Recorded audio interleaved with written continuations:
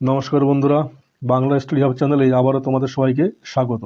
আজকের ক্লাসে আমরা দেখব ভূগোলের দ্বিতীয় পর্যায়ক্রমিক মূল্যায়নের একটি আদর্শ নমুনা প্রশ্নপত্র। তোমরা চাইলে প্রশ্নপত্রটি ডেসক্রিপশন দেওয়া লিঙ্ক থেকে কপি করে নিতে পারবে। তাহলে চলো শুরু করা যাক। দেখো, প্রথমে থাকবে 7টি এমসিকিউ কোশ্চেন। প্রথম কোশ্চেন দেখো, ওজোন গ্যাসের ঘনত্বের পরিমাপ একক কী? দ্বিতীয়, ক্যারিবিয়ান সাগরে সৃষ্ট ক্রান্তীয় ঘূর্ণিবাদকে কী বলা হয়? তৃতীয়, মরা কটালের সময় চাঁদ ও সূর্য পৃথিবী সাপেক্ষে কত ডিগ্রি কোণে অবস্থান করে? গ্র্যান্ড ব্যাগ মহাচলাটি যে মহাসাগরে অবস্থিত তা হলো? পাঁচে দেখো, ভারতের বৃহত্তম মহানগর কোনটি? উত্তর পশ্চিম ভারতের গ্রীষ্মকালে যে ধূলিঝড় দেখা যায় তাকে কী বলে? ভারতের কেন্দ্রীয় ধান গবেষণাগারটি কোথায় অবস্থিত? দেখো, বিভাগ গয়ে তোমরা দেখবে শুদ্ধ অশুদ্ধ যে কোনো দুটি। দেখো, তোমাদের এই সমস্ত প্রশ্নের উত্তর আমাদের চ্যানেলে প্লেলিস্ট থেকে ভূগোলের ভিডিওগুলো দেখলে সব পেয়ে যাবে। টপোস্ফিয়ার উচ্চতা বৃদ্ধির সাথে সাথে উষ্ণতা বৃদ্ধি পায়, এটা শুদ্ধ না অশুদ্ধ তোমরা লিখবে। উষ্ণ শীতল স্রোতের মিলনের স্থলে কুয়াশা ঝড় বৃষ্টির সৃষ্টি হয়। ভারতের সবুজ বিপ্লবের সবচেয়ে বেশি প্রভাব গম চাষে লক্ষ্য করা যায়। পরে দেখো, শূন্যস্থান পূরণ আপেক্ষিক আর্দ্রতা প্রকাশ করা হয় ড্যাশ চিহ্নের সাহায্যে। শীতল ল্যাব্রাডর স্রোত উষ্ণ স্রোতের ড্যাশ স্রোতের মিলনে নিউফাউন্ডল্যান্ড উপকূলে কুয়াশার সৃষ্টি হয়।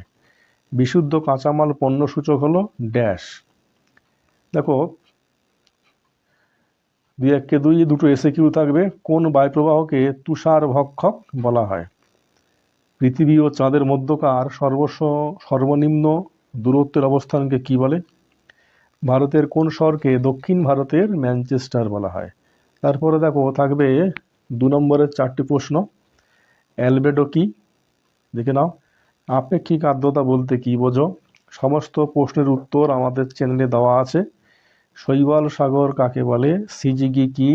বাগিচা কৃষি বলতে কি বোঝো? তথ্য প্রযুক্তি শিল্প কাকে বলে?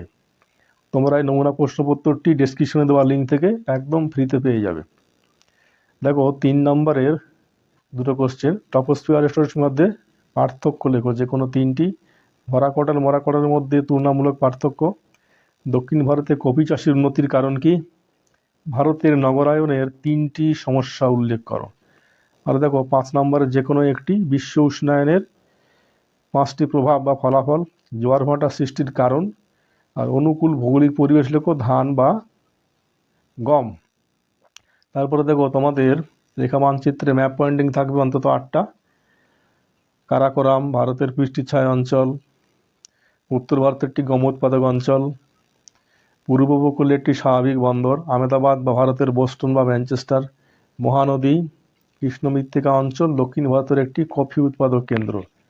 এই হলো আমাদের ভূগোলের দ্বিতীয় পর্যায়ক্রমিক পরীক্ষার জন্য একটি নমুনা প্রশ্নপত্র বা সেট 1। তোমরা পরের ভিডিওতে সেট 2টাও পেয়ে যাবে। সমস্ত প্রশ্নপত্র তোমরা ডেসক্রিপশন থেকে কপি করে নাও। তাহলে আজকের ক্লাস এই পর্যন্ত। ভিডিওটি ভালো লাগলে লাইক কমেন্ট ও শেয়ার করো এবং চ্যানেলটি সাবস্ক্রাইব করে রাখো।